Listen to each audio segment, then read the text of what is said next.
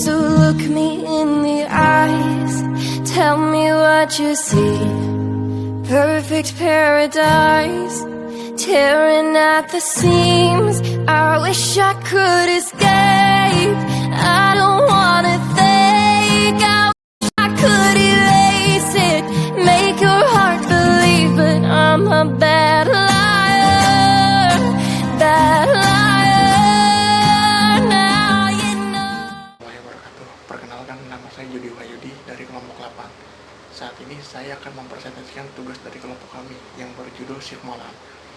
Pada bulan Januari tahun 1993, Karen meluncurkan usaha menjahitnya yang dimiliki dan dioperasikan secara independen yang ia namakan Shift Malam.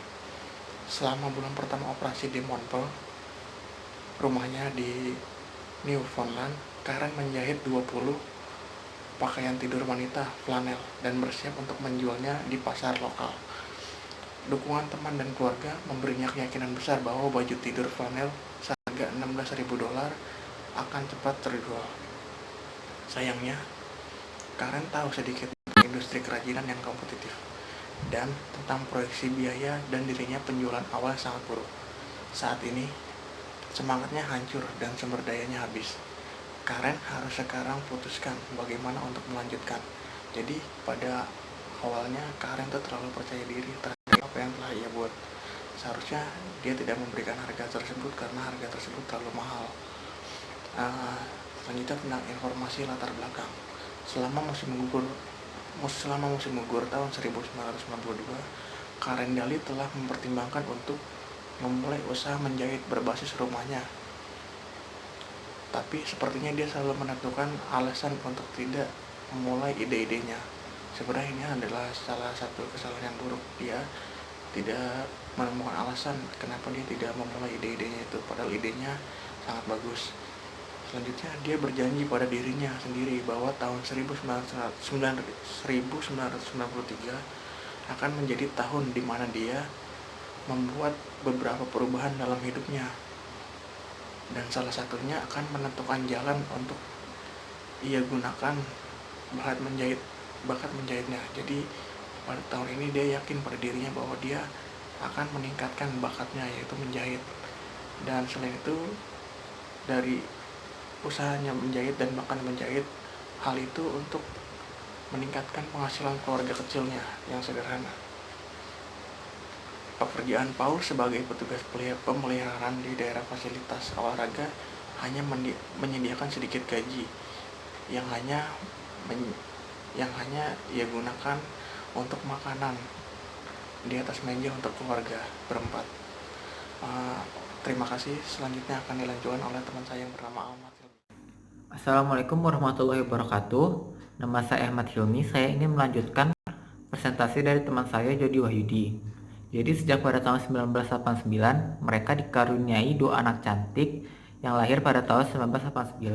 Mereka benar-benar sibuk dengan perawatan anak-anak mereka, sehingga tak satupun dari mereka yang berpikiran untuk lanjut pendidikan atau pelatihan setelah mereka lulus SMA. Karen bosan dengan komentar tak berperasaan dari teman dan keluarga yang menyatakan bahwa menjadi seorang ibu itu yang adil tidaklah cukup. Dia benar-benar menginginkan sesuatu yang dia sebut miliknya. Namun kendala waktu dan uang tidak akan mengizinkan Karen untuk mencari pekerjaan di luar rumah apartemennya di lantai dasar, atau untuk mempertimbangkan pendidikan formal lanjut tanpa pengasuhan anak yang terjangkau untuk 2 anaknya yang masih kecil, dan seorang suami yang bekerja lama berjam-jam yang tak terduga. Karen menyadari bahwa mendatangkan beberapa dolar tambahan bukanlah tujuan yang mudah untuk diselesaikan. Namun, Karen merasa yakin bahwa ada harapan ekonomi jika berkonsentrasi pada bakat menjahitnya. Keluarga dan teman-temannya selalu mengoceh tentang baju tidur nyaman yang dirancang khusus untuk acara-acara khusus. Jadi Karen memutuskan untuk mulai menjahit baju tidur dan menjualnya sebulan sekali di suatu pasar lokal. Karen menghadiri pasar loak minggu pagi ini, seperti ratusan wanita lain, untuk mencari barang murah di pakaian anak-anak. Meskipun ekonomi sangat tertekan, Karen yakin itu pembeli akan ingin membeli baju tidurnya karena semua wanita yang dikenalnya mengenakan pakaian tidur flanel yang nyaman di musim dingin ini di Newfoundland. Dia mempertimbangkan banyak nama untuk usahanya dan dia akhirnya memilih night shift. Dia menganggap itu nama yang tepat karena dia akan bekerja sampai larut malam sambil menjahit baju tidur. Selanjutnya ada bagian produksi. Melalui membaca koran lokal dan menghabiskan satu pagi dalam seminggu mengunjungi toko-toko kain di sekitar kota, Karen dapat memperoleh kain yang dijual dengan harga sekitar $2 per meter dari total 3 meter per baju tidur itu yang dibutuhkan. Persediaan jahit tambahan yang diperlukan untuk produksi seperti benang, pola, kancing, dan penghubung menambahkan total rata-rata $1,35 biaya setiap baju tidur. Selanjutnya akan dilanjutkan oleh teman saya, Gatot Ramadan. Assalamualaikum warahmatullahi wabarakatuh. Nama saya Gatot Ramadan. Saya akan melanjutkan presentasi dari saudara Ahmad Hilmi tentang produksi. Karen itu memperkirakan bahwa total biaya memproduksi satu baju tidur itu adalah sekitar 7,35 US dollar. Produksi itu masing-masing baju tidur diperlukan rata-rata 3 jam. Dan yang paling bisa dicapai Karen selama seminggu adalah total 5 malam. Nah, Karen memilih penjualan 16 US dollar dengan harganya untuk mencapai estimasi laba sebesar 8,56 US dollar untuk setiap item dan diperkirakan total produk 45,9% dari biayanya. Oke, selanjutnya ada penjualan. Setelah meminjam $300 dari orang tuanya, Karen bekerja itu dengan giat untuk bulan pertama tahun 1993. Hari Minggu terakhir bulan Januari, dia tiba pukul 10 pagi di pasar loak dengan 20 baju tidur. Rapih pengaturannya di mejanya. Nah, biaya sewa meja ini adalah $15 per hari Minggu. Jadi per minggu itu $15. Nah,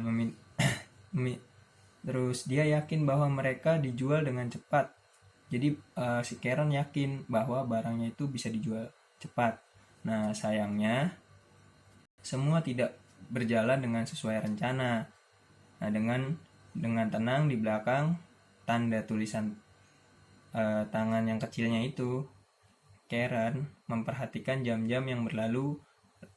Lalu para ibu mengambil mainan bekasnya dan pakaian murah. Nah, dijual oleh vendor di sebelah kiri kanannya untuk dijual. Sementara beberapa para wanita ragu-ragu nih, ragu-ragu dan memandangi gaun tidurnya yang terlipat dengan penuh minat. Jadi kita mau beli, kita ragu-ragu gimana sih? Nah, situ. Nah, pada pukul 16 masih ada 18 baju tidur itu tersisa di mejanya. Roh Karen hancur seketika tuh. Nah, keluarganya datang untuk membawa pulang karena barangnya sisa, ya kan?